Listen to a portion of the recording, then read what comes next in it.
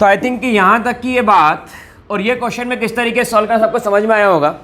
चलिए एक बात मैं आपसे करता हूँ, अगर कोई भी इंसान आपको ये कहता है कि वो इस दुनिया का सबसे समझदार इंसान है, तो उस इंसान के प्रति आपको सहानुभूति होना चाहिए, क्योंकि वो समझदार इंसान इस दुनिया में एक ऐसा इंसान है जिसको बात बात पे हंसी नहीं आती, जो बच्चों की तरह खिलखिला नहीं पाता, जो अपने दिल की बातें अपनों से कह नहीं पाता, जो भावुक होकर रो नहीं पाता, जो दिल का दर्द बता नहीं पाता, जिसने अपने जीवन को एक बड़ा सा संग्राम बना लिया है।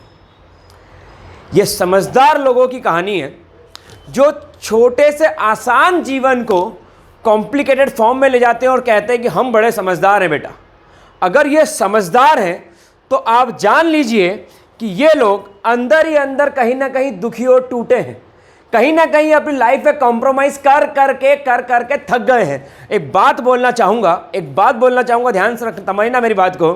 समझदारों के हिस्से में समझौते ही आते हैं, समझदारों के हिस्से में समझौते ही आते हैं। समझदारी इसी में है कि ना समझ बनकर जिया जाए। तो अगर कोई आपसे आगे कहता है कि मैं बहुत समझदार हूँ, तो उसको कहिएगा ऑल इज़ वेल, सब बहुत जल्दी ठीक हो जाएगा, आप घबराइए मत। क्योंकि समझदारों ने कई जगहों पर समर्पण करके, त्याग करके, एक्सेप्ट करके इतना ज़्यादा अंदर ही अंदर भर गए और थक गए हैं कि इस आसान से जीने वाले जीवन को भी उन्होंने कॉम्प्लिकेटेड कर दिया है। जीवन जीना बड़ा आसान है, बड़ा सरल है।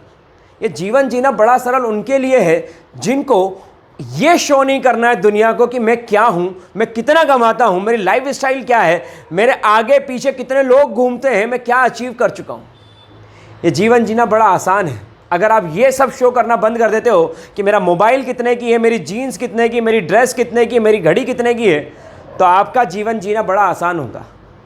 लेकिन अगर आप अपने लाइफ में लोगों को ही इंप्रेस करने में लगे रहे, तो एक दिन आप अपनी लाइफ में डिप्रेस हो जाओगे। ओवर एक्सपेक्टेशन न दूसरों से करना चाहिए न खुद से। सुकून से जीना है, शांति से जीना है, तो थोड़ी सी नासमझ को अपने जेब में लेकर के चलिए। मिलते हैं नए टॉपिक में दिल से बात करते हुए। और आई थिंक ये क्वेश्चन सभी समझ में आया होगा, नोट डाउन कर लीजिए।